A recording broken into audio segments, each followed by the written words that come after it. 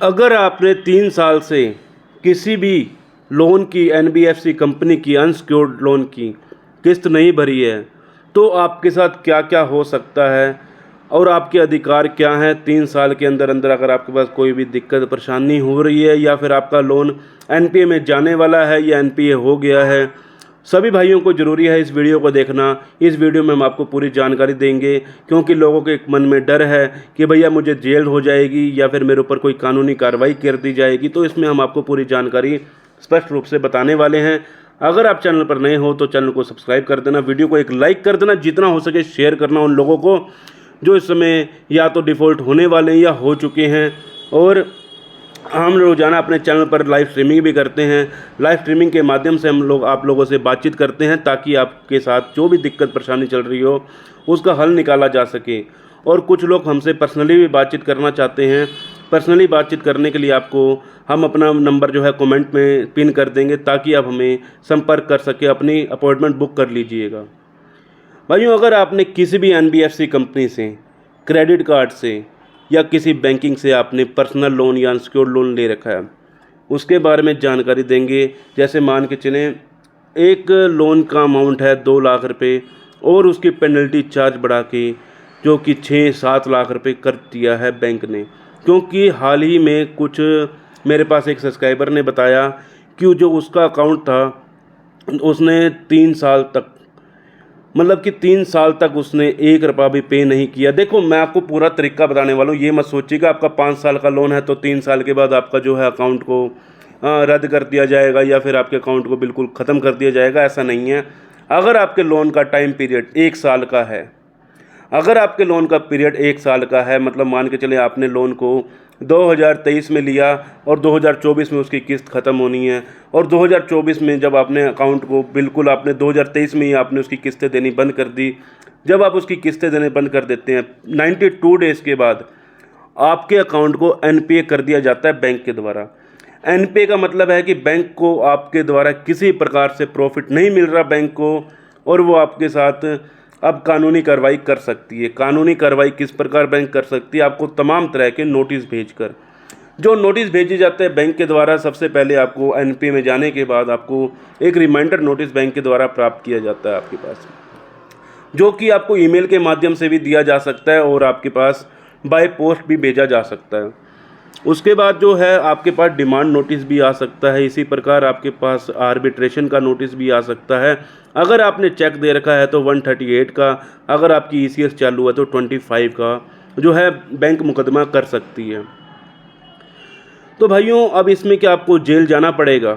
बहुत से लोगों के क्वेश्चन थे, क्या मुझे जेल जाना पड़ेगा? मैं ईएमआई की किस्त नहीं भर पा रहा हूँ, क्या मुझे? भाइयों, ईएमआई पे ना करना, अगर आप किसी प्रकार की ईएमआई पे नहीं कर रहे हैं तो इसमें किसी प्रकार की जेल नहीं होती। जेल होती है लेकिन वो एक दायरा है उसका। जेल का क्या दायरा है? एक व्यक्ति के पास एक नोटिस आया जो कि सम्मन था, उसने उस सम्मन को इग्नोर कर दिया। भाइयों देखो, सम्मन को इग्नोर करना कोई देखो छोटी मोटी बात नहीं है। आपके पास सम्मन आया तो उसका रिप्लाई दीजिए। सबसे पहले तो हम आपको ये कहेंगे, अगर आपके पास किसी प्रकार का नोटिस आ रहा है, मान के चले जो आपके पास रिकॉल नोटिस भी आया है, आपको एक प्रायर नोटिस बैंक को देना चाहिए। बैंक को जानकारी देनी बहुत ज़रूरी हो जाती है। बैंक को इस प्रकार आपको बताना चाहिए कि भैया मैं अभी पेमेंट क्यों नहीं पे कर रहा, मेरे साथ क्या मजबूरी बन गई है कि मैं इस समय पे नहीं कर पाऊँगा या नहीं कर पा रहा। तो बहुत से लोगों के मन में ये सवाल रह जाता है, मैं बैंक से बात नहीं करूँगा, छोड़ना, मैंने को क्या है, मैं तो अपना नंबर बंद कर दिया है, अब मेरे को, मैंने अपने घर भी चेंज कर दिया, सब कुछ चेंज कर दिया, बैंक मेरे साथ कर क्या सकता है? देखो भैया, बैंक चाहे कुछ करे या ना करे, लेकिन भाइयों आपको अपनी तरफ से समझदारी दिखानी जरूरी है। आपको एक प्रायर नोटिस जो है बैंक को देना जरूरी है। अगर आप किसी एडवोकेट के माध्यम से भेज देंगे तो इससे बढ़िया कोई बात नहीं है, क्योंकि आप लोग तो ईमेल के माध्यम से भेजेंगे, लेकिन जो एडवोकेट की ताकत है वो अपने हिसाब से भेजेगा और उसमें आपको किसी प्रकार की दिक्कत नहीं आने देंगे। ठीक है ना? जो दिक्कतें आने वाली है, मान के चलो आपके ऊपर 138 का केस कर दिया, बैंक करना चाहे तो कर सकती है। 138 के केस में भैया 2 साल की जेल है, 100% पेनल्टी है। ईसीएस के केस में भी सेम टू सेम यही है। लेकिन अब हमने जो लिखा है कि 3 कि हाँ, हमने तो ये भी बताया कि आपको जेल क्यों हो सकती है। जेल होने का जो मुख्य कारण है, अगर आप किसी भी सम्मन को इग्नोर करते हैं, बैंक जो कानून के दायरे को आप बखेड़ देते हैं, उसको बिल्कुल छोड़ देते हैं, अरे छोड़ना, मेरे साथ होने वाला ही क्या है।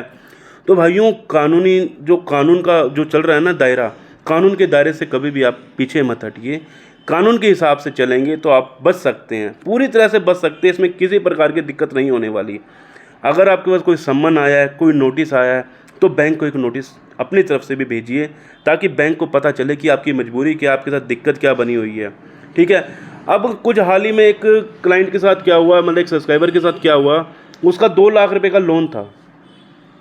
उसका 2 लाख रुपए का लोन था, जो कि पेनल्टी चार्ज बढ़ाकर उसने 3 साल तक पैसा नहीं पे किया।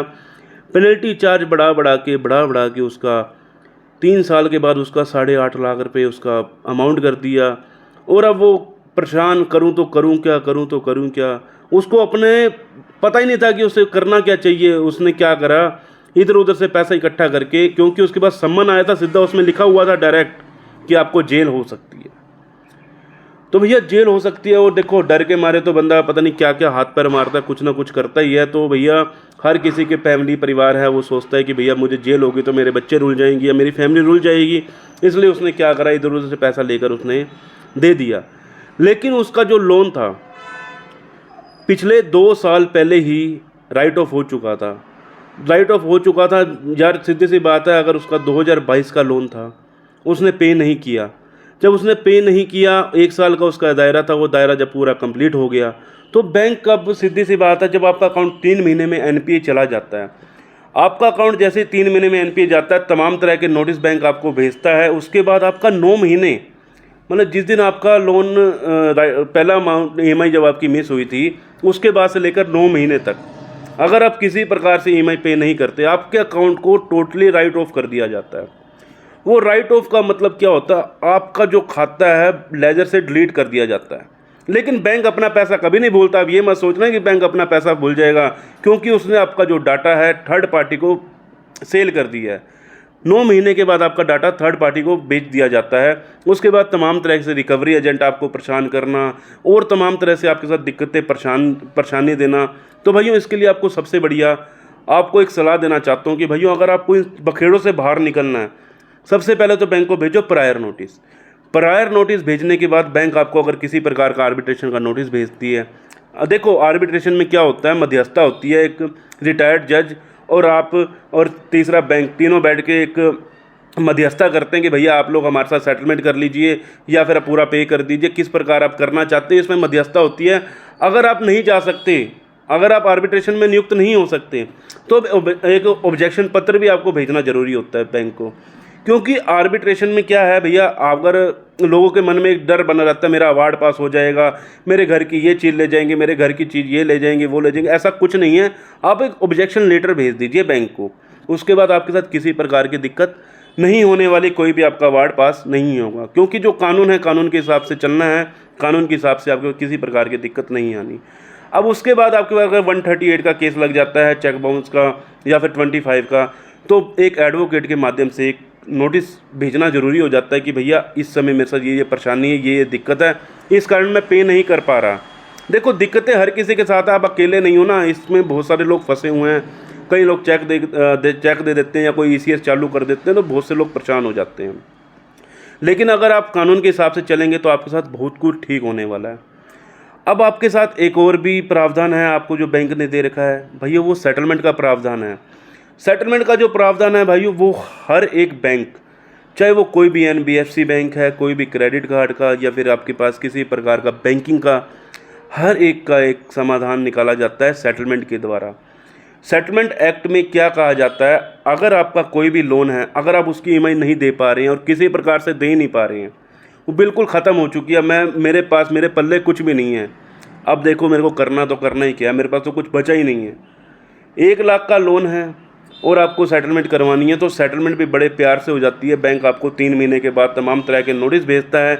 नोटिस में कई बार क्या आपको सेटलमेंट का लेटर तो बैंक भेजेगा ही भेजेगा, क्योंकि बैंक अपने अकाउंट को बिल्कुल क्लियर करना चाहता है अपनी तरफ से। कई बैंक तो अपने अकाउंट को एनपीए भी नहीं करते।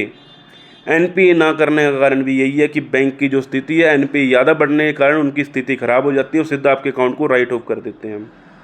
अब हमने लिखा था 3 साल, जो 3 साल का दायरा क्या है? अगर आपने 2020 में लोन लिया था और 2025 में उसके आपके पास किसी प्रकार का सम्मन आ रहा है या किसी प्रकार का आपके पास वो आ रहा है, तो भाइयों सबसे पहली बात, अगर आपने बैंक को एक नोटिस भेजा या किसी प्रकार से आपने बैंक से बातचीत कर ली, तो ये इसमें किसी प्रकार का ये है कि आपके साथ, बस हम ये कहना चाहते हैं, आपके किसी प्रकार का स्कैम ना हो जाए।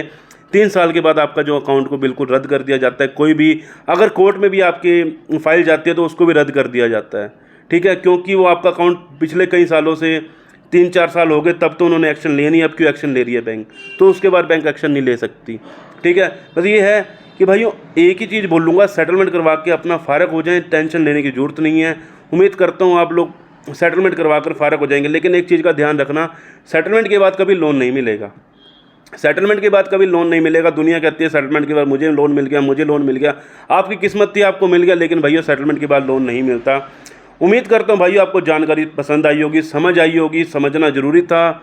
अगर यहाँ तक पहुँच चुके हो तो भाइयों अपने शहर का नाम ज़रूर बता देना। और भाइयों उम्मीद करता हूँ आप इस वीडियो को अच्छे खासे लोगों तक शेयर करेंगे, जिन जिनको लोगों को ज़रूरत है इस वीडियो की। मिलते हैं किसी और इन्फॉर्मेटिव वीडियो के साथ। जय हिंद, जय भारत।